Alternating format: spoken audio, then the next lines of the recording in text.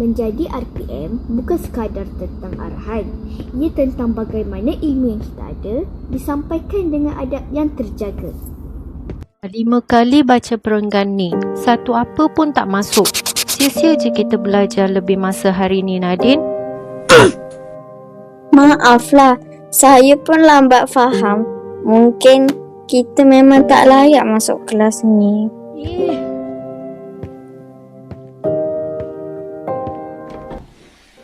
Assalamualaikum. Boleh saya tumpang duduk?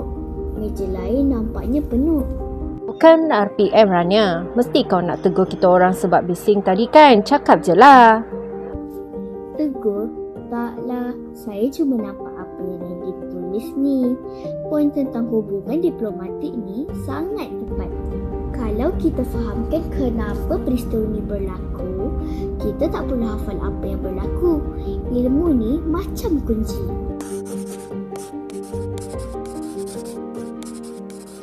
Jadi maksudnya peristiwa ini berkait dengan yang tadi. Kenapa cikgu tak cakap macam ni Terima kasih Rania sebab tak anggap kita orang budak lembab. Kita semua tengah belajar, Nadine. Saya cuma kongsi apa yang saya tahu.